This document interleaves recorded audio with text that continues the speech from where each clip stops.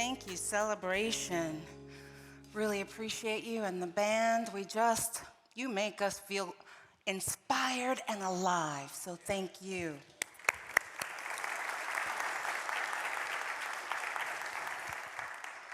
So today's an interesting topic, right?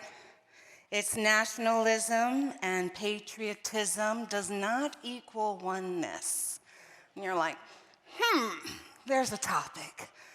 Well, this month we've been really discussing the stories that we tell ourselves, the stories that we come to believe are true, and we've been kind of deconstructing a little bit. And since next week is going to be Memorial Day, I figured, you know what, it might be really interesting for us to look at what are our stories and beliefs around nationalism and patriotism and oneness. And I know that there is a little bit of a history here of having like the color guard come in and the flags during these like patriotic days. And when I came on board, I was like, I don't think so. And some people were like, what? And I was like, yeah, I don't feel like that's alignment with oneness, you know? And so some people were not getting it. And I thought, well, let's have a discussion about it, right? This way you don't like have to, what's Rev really thinking about this, you know? So I thought we would look at that today. Let's start with one of our earliest experiences. Do you remember how you learned the Pledge of Allegiance? Yeah. Did you know it was written by a Baptist minister?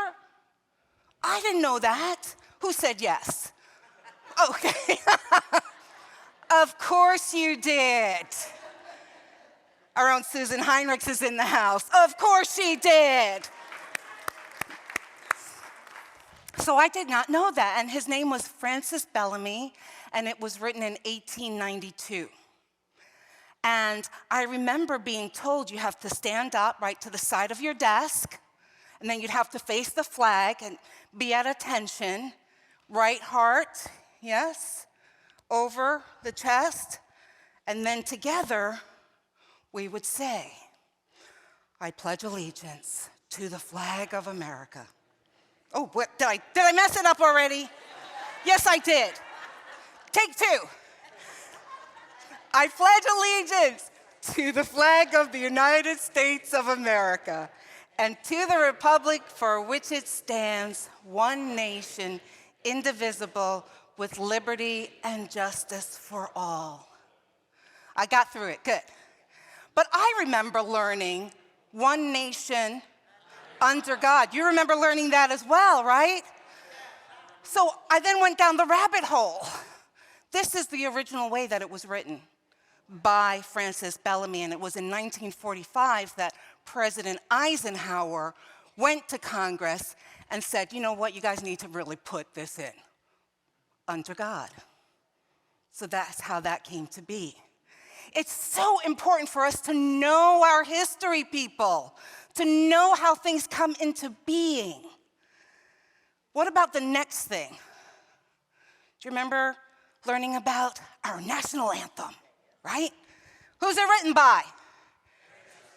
Everybody knows that, right? 5th and 6th grade, right? Francis Scott Key, great. And he wrote the Star-Spangled Banner as he watched from the water over at Fort McHenry, right? It was just being bombarded by British troops. And I want you to imagine as you read those first words on top that he's sitting there in awe that throughout all of this, the American flag is still standing strong and proud. It's a moment of joy and pride as he pens these words, actually on the back of an envelope, I'm told. And then, of course, when we get to that emotional part of the song, we often can't help bellow out the words. What are they? And the rocket's red glare, the bombs bursting in air, gave proof through the night that our flag was still there. Oh, say does that star-spangled banner yet wave? Yeah, I'm conducting now. O'er the land of the free and the home of the brave.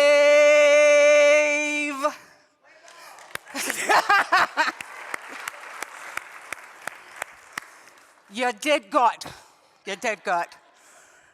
Did you know that music was from an old drinking song? An old British drinking song, actually. You know, there are such strong ties to the British in the founding of our nation. And even today, we have these feelings of familial connection in our alliance with Britain. Now, some of you may be wondering, what's with the box with the formula in the middle of these slides? Well, as most of you know, my husband Graham is an engineer, and he likes formulas.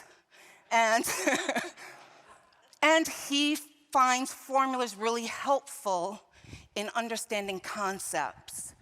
And you know, sometimes we're talking, I'm like, how do you remember these things?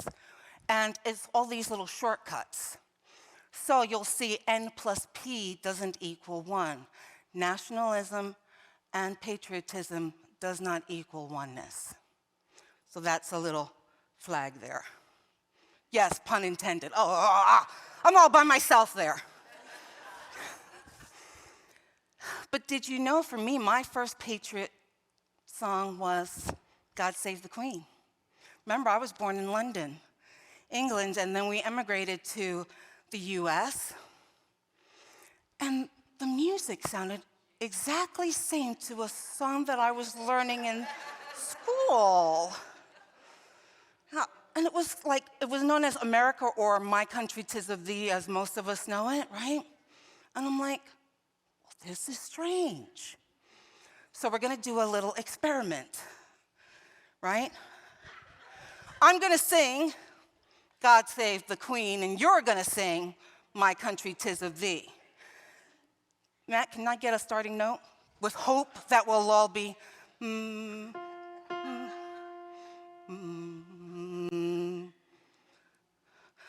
God save our gracious Queen, long live our noble Queen. God save the Queen.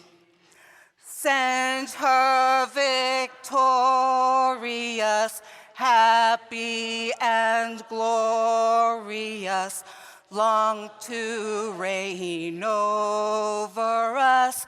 God save the Queen. You guys are awesome. No wonder you love celebration so much. You're all like in hiding like vocalists. I get it. So imagine my surprise. I'm just like, my whole world now is topsy-turvy. I'm about 7-ish, and I remember this is the first time that I questioned reality, right? I was indoctrinated to believe that the United Kingdom was the superior country. So you know, my first thought when I heard My Country 'Tis of Thee, these Americans, they are just such copycats. Right?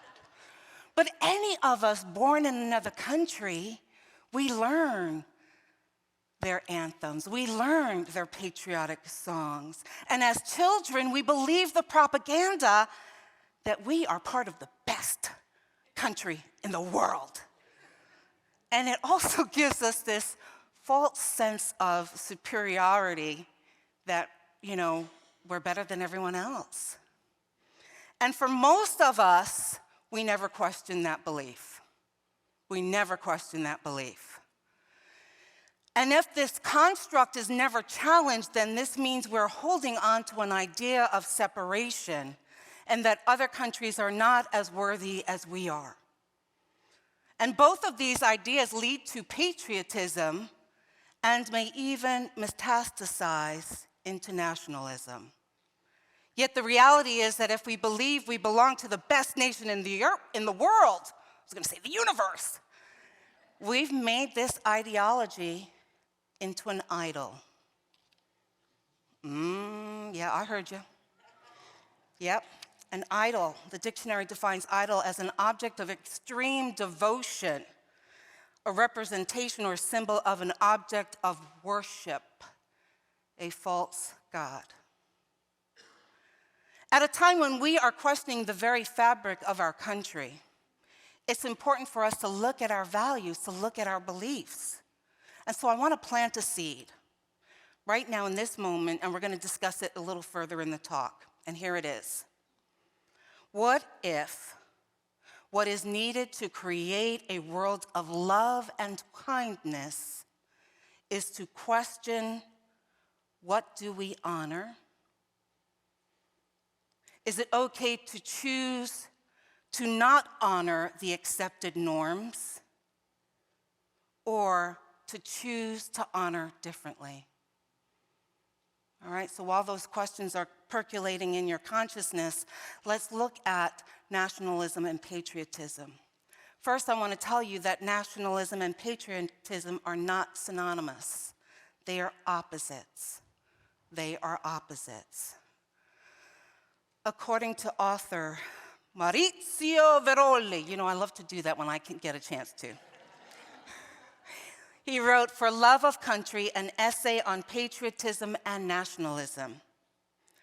He writes, constitutional patriotism recognizes the full legitimacy and moral worth of different forms of life and is committed to the inclusion of different cultures within the framework of the Republic.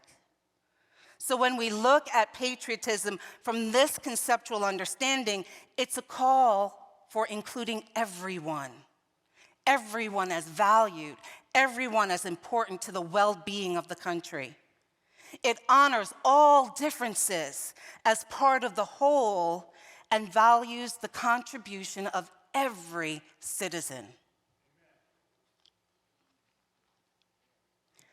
Verolli continues that the language of nationalism was forged in late 18th century Europe to defend or reinforce the cultural, linguistic, and ethnic oneness and homogeneity of a people.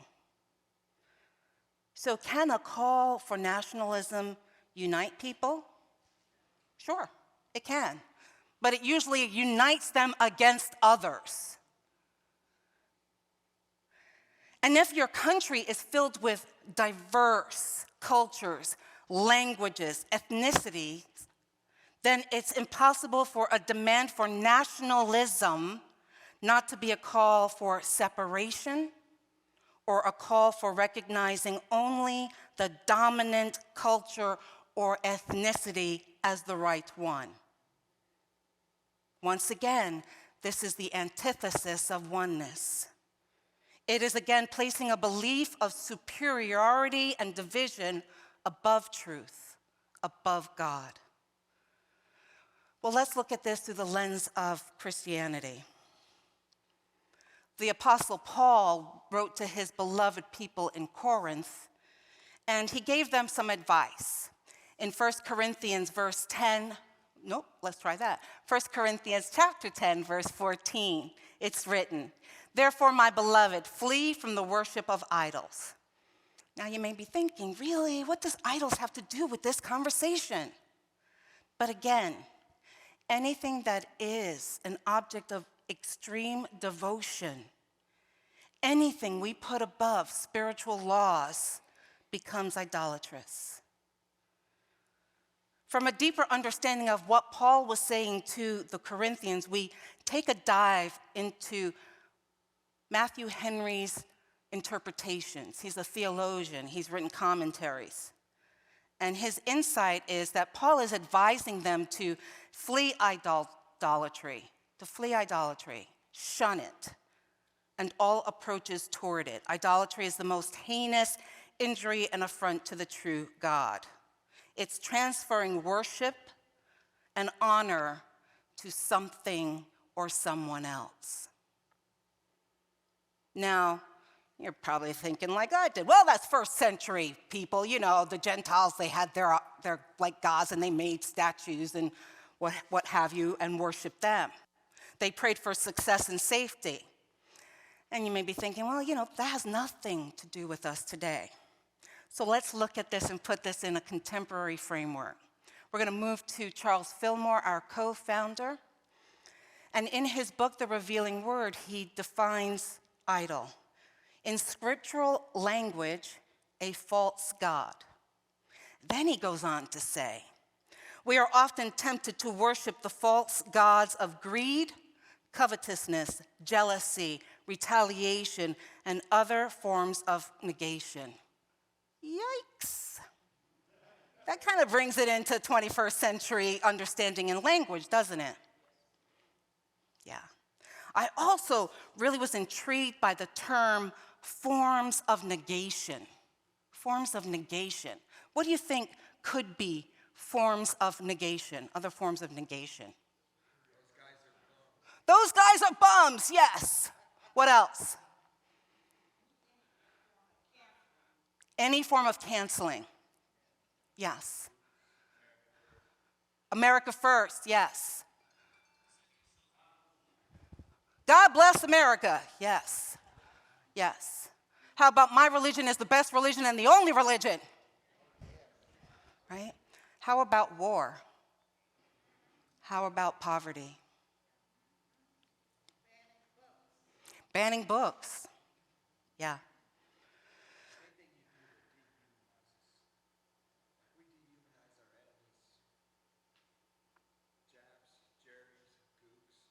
Yeah. So Bob was saying anything that dehumanizes others, whether we use slurs, whether we put them in such an otherness that we can have war and create atrocities because they're less than, right? Yeah. So the master teachers in Paul Selig's book, The Kingdom, says this. In my home, we did this. In my country, we do that. In my religion, we believe this and that. And your agreements to these things in density claim value. And value is meaning. What you give credibility to, credence to, meaning to, and what you see is always predicated on what you were taught to believe. Underline, what you were taught to believe. You want the comfort of the old, when what is being asked of you now is to release an idea of who you have been so you may fully claim who you are. Yes. That's really powerful. And that is where we are right now, my friends. We are at a shift in our evolution of consciousness.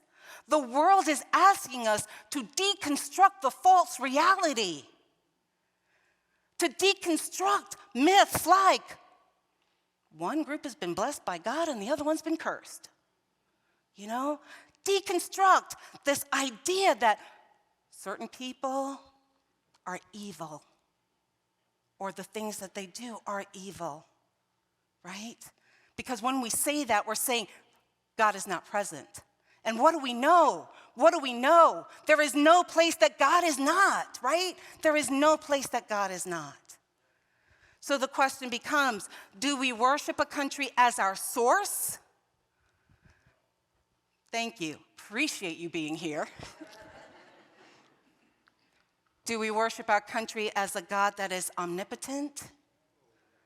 Or do we simply be in appreciation for our homes, for our successes, for our safety, knowing that all countries, all lands, all seas, all people are of God, are of God, are of God.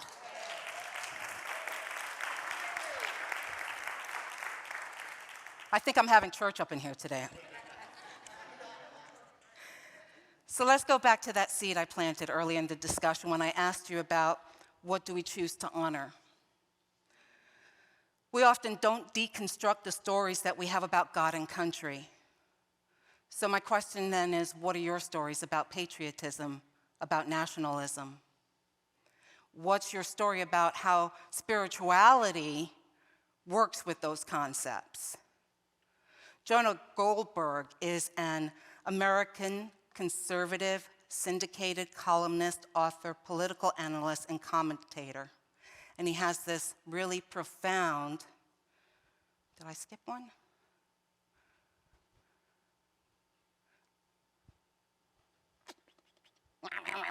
Sorry. There's a slide missing, so that's okay. He has this really profound saying that says, patriotism is attachment to the creeds, texts, and ideas of our founding.